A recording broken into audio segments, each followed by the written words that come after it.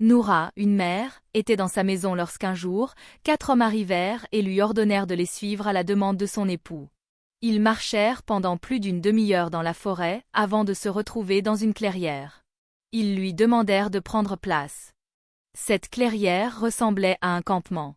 Il y avait des personnes assises de part et d'autre, mais son époux n'y était pas.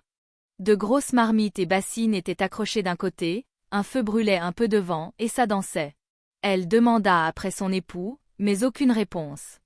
Quelques minutes plus tard, un homme à l'allure étrange, semblable à un berger, sortit de nulle part et parla à Noura dans une langue qu'elle seule comprenait.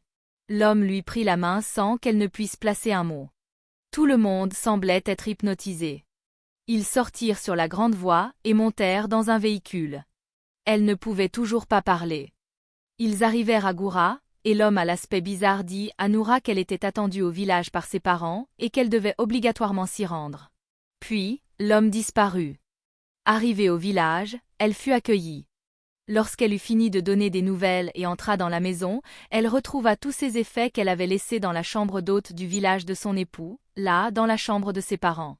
À la question de savoir ce qui s'était réellement passé, car elle paraissait comme une personne qui venait de se réveiller d'un coma, le sage de la famille lui expliqua qu'elle devait servir de viande à immoler pour les obsèques de sa belle-mère.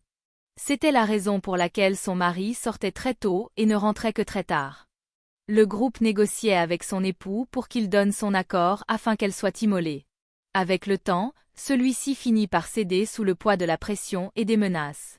La clairière dans laquelle elle se trouvait, c'est là-bas qu'elle devait être mangée. Son mari et d'autres personnes l'attendaient. Mais comme le projet a échoué, c'est son mari qui sera immolé. Le monsieur qui l'a sorti de là n'était rien d'autre que le fétiche protecteur de la famille. Il s'était déplacé pour aller la chercher. Voilà pourquoi tout le monde paraissait hypnotisé. Les esprits ont même fait venir ses affaires. Des sacrifices furent faits afin de remercier les esprits et pour que cette expérience vécue ne joue pas sur elle psychologiquement. Ensuite, elle retourna chez elle pour retrouver ses enfants. Son mari n'est jamais revenu, aucune nouvelle de lui jusqu'à ce jour. Et du côté de la belle famille, aucun appel ni nouvelle jusqu'à ce jour. Aujourd'hui, elle s'est remariée et vit sa vie avec ses enfants. Aucun avis de recherche n'a été mené, ni par elle ni par les parents de son mari. L'affaire est restée comme ça.